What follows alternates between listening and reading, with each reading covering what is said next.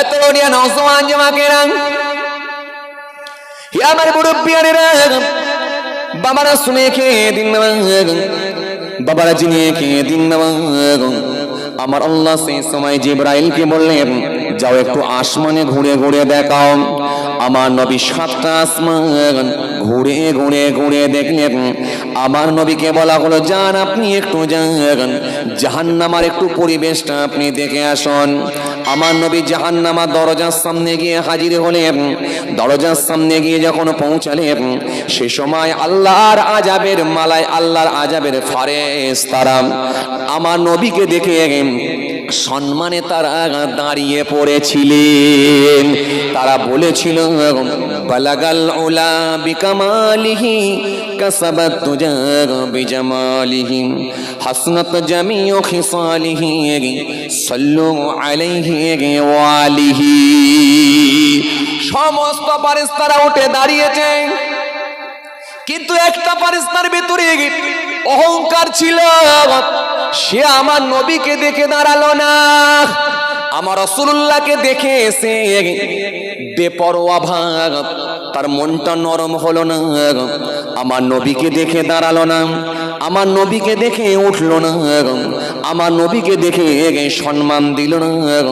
হযরত জিবরাইল চুপ হয়ে গেলেন, খামোশ খেয়ে গেলেন। এ কি করে? রাসূলুল্লাহর সম্মান আল্লাহ বাড়িয়েছেন, নবীর উপরে দরুদ পড়তে আল্লাহ বলেছেন। আল্লাহ নবীর উপরে দরুদ পড়ে, আর সেই রাসূলুল্লাহর উপরে ভালোবাসায় কিছুই বলল না, উঠে দাঁড়ালো না। হযরত জিবরাইল ফেরেশতা চুপ হয়ে গেলেন। কিন্তু ফেরেশতা যখন একজন ফেরেশতা আমার নবীকে দেখে দাঁড়ালো না, সঙ্গে সঙ্গে আমার আল্লাহ বললেন, হে জিবরাইল, ও আমার নবীকে ভালোবাসে না, ও আমার নবীর প্রতি সম্মান দেয় না, ও আমার নবীকে শ্রদ্ধা করে না। যাও, আমি আল্লাহ বলি, জিবরাইল যাও, এখনই ওর ডানা দুটোকে কেটে দাও।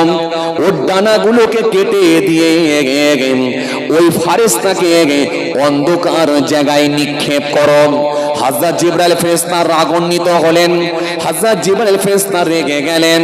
হযরত জিবরাইল ফেরেশতা রেগে গিয়ে ওই ফেরেশতার ডানাগুলোকে কেটে দিলেন।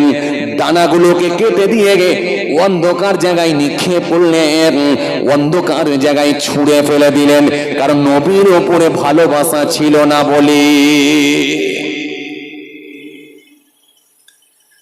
কথা বুঝতে পারছেন কি বলছি?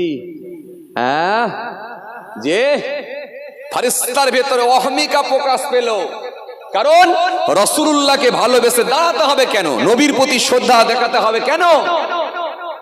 এই জন্য অহংকার খুব খতরনাক জিনিস।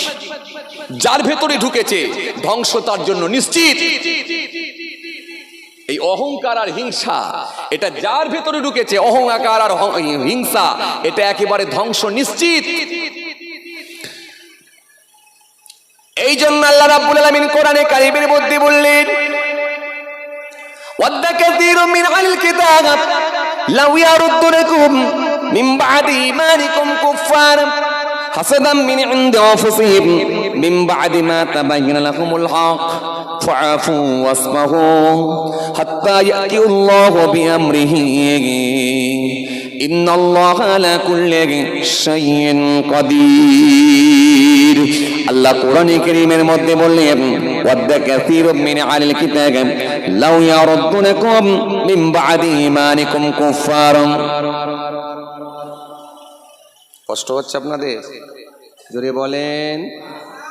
ঘুম পেয়ে যাচ্ছে না? হ্যাঁ, রাত অনেক, কি বলেন আপনারা?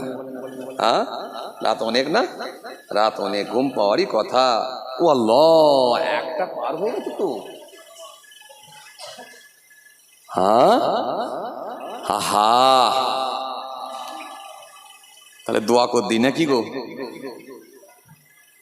হ্যাঁ,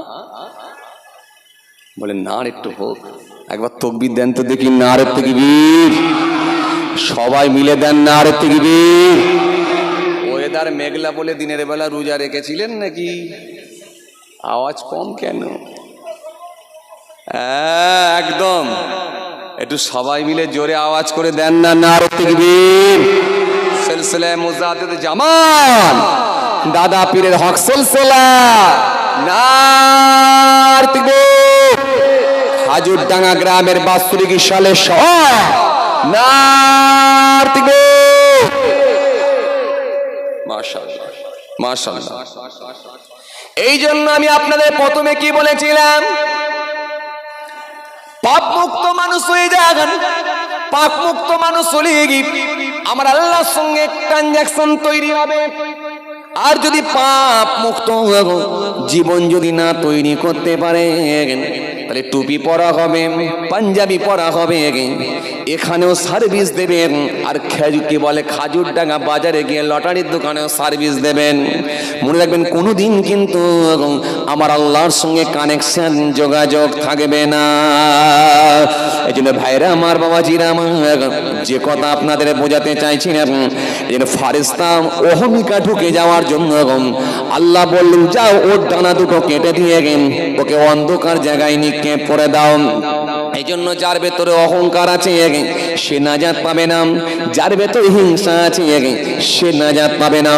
কারণ এখানে আল্লাহ কোরআনে কারীমের মধ্যে বললেন ওয়াদ্দা কাসীরুম মিন আহলিল কিতাব লাউ ইয়ারুদ্দুনাকুম মিন বা'দি ঈমানিকুম কুফফারান হাসাদাম মিন ইনদি আনফুসিহিম মিন বা'দি মা তাবাyyana লাহুমুল হক ফাআফু ওয়াসফাহু হাত্তা ইয়াতিল্লাহু বিআমরিহি ইন্নাল্লাহা আলা কুল্লি শাইইন কাদির।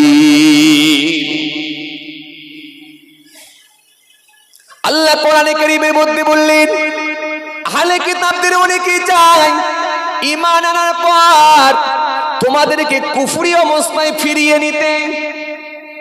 ঈমান আনার পর তোমাদেরকে কুফরি অবস্থায় ফিরিয়ে নিতে আহলে কিতাবদের অনেকেই চায় ঈমান আনার পর তোমাদেরকে কুফরি অবস্থায় ফিরিয়ে নিতে, কিন্তু ফেরাতে না পারার কারণে হিংসা বশত তোমাদের ওপর এরূপ আচরণ করে। আজকে সারা পৃথিবীর দিকে তাকান, মুসলমান মার খাচ্ছে। বাবাজি আমার ভাইরা, আপনাদের জানা আছে ইসরায়েলের সৈন্যরা ওই ফিলিস্তিনের মুসলমানদেরকে হাজার হাজার মুসলমান, লক্ষ লক্ষ মুসলমানকে জানে মেরে ফেলেছে। শুধু তাই নয়, আপনাদের জানা আছে মায়ানমারের মুসলমানদের উপরে কি নির্মম অত্যাচার হয়েছে, কি নির্মম তাদের উপর জুলুম হয়েছে, কেমন ভাবে তাদেরকে বাবাজি আমার ভাইরা তাদের জীবনগুলোকে শেষ করে দেওয়া হয়েছে। আপনাদের জানা আছে ও বাবাজি আমার ভাইরা, কারোর গলা কেটে দেওয়া হয়েছে, কারোর জ্যান্ত অবস্থায় পেটের মধ্য থেকে নারী ভুঁড়িগুলো বের করে নেওয়া হয়েছে। গর্ভবতী মহিলার পেটের ভেতর থেকে বল্লামের দ্বারা বড় তরোয়ালের দ্বারা তার বাচ্চা বের করে নেওয়া হয়েছে। কি নির্মম জুলুম হয়েছে, কি নির্মম ভাবে অত্যাচার হয়েছে। কত পাষাণ দিলের মানুষ তারা যেভাবে মায়ানমারের মানুষের উপর অত্যাচার করেছে, গোটা পৃথিবীর কাছে এটা দৃষ্টান্ত। এই তরুণীরা শুনে রেখে দিন, ও বাবাজি আমার ভাইয়েরা শুনে রেখে দিন। আপনাদের জানা আছে, শুধু তাই নয়, আপনাদের জানা আছে বাবাজি আমার ভাইয়েরা, গোটা ভারতবর্ষের জমিনে যেভাবে আজকে দেখুন মব লিঞ্চিং শুরু হয়েছে, জ্যান্ত মানুষগুলোকে ধরে পিটিয়ে পিটিয়ে খুন করা হচ্ছে। আপনাদের জানা আছে গোটা ভারতবর্ষের জমিনে ও বাবাজি আমার ভাইয়েরা, কোথা সানাউল্লাহ থেকে শুরু করে আফলাক থেকে শুরু করে আফরাজুল থেকে শুরু করে, আপনাদের জানা আছে রাজস্থানের জমিনে যে কাজে গিয়েছিলাম মালদায় বাড়ি, সেই আফরাজুলের উপরে ও বাবাজি আমার ভাইয়েরা, আপনাদের জানা আছে তাকে জোর করে তুলে নিয়ে গিয়ে বাবাজি আমার ভাইয়েরা জঙ্গলের ধারে নিয়ে গিয়ে গাঁতি দিয়ে তার ওপর তার গোটা শরীরকে ক্ষত করে দিয়ে ও বাবাজি আমার ভাইয়েরা তার উপরে পেট্রোল ঢেলে দিয়ে জ্যান্ত অবস্থায় পুড়িয়ে মারা হয়েছে।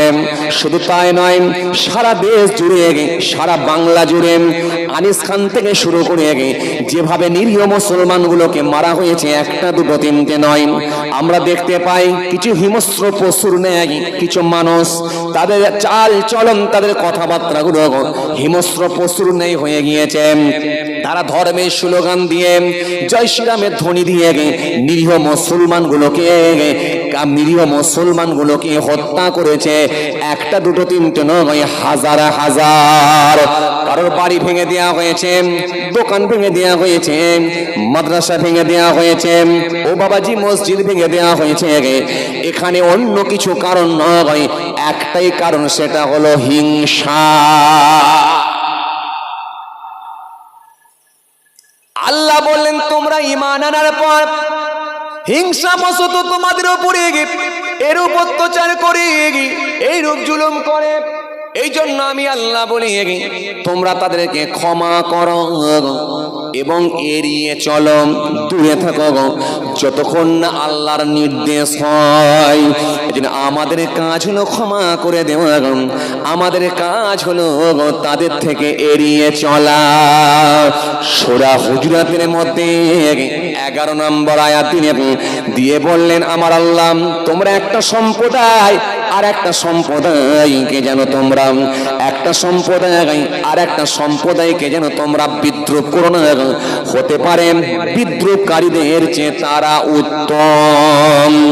আল্লাহ এখানে কোনো মুসলমানকে ইন্ডিকেট করে বললেন না, কোনো খ্রিস্টান জাতিকে ইন্ডিকেট করে বললেন না, কোনো অমুসলমানকে ইন্ডিকেট করে বললেন না, আল্লাহ কোনো ধর্মের মানুষকে ইন্ডিকেট করে বললেন না, বরং আল্লাহ এটা সার্বিকভাবে বললেন কি কোনো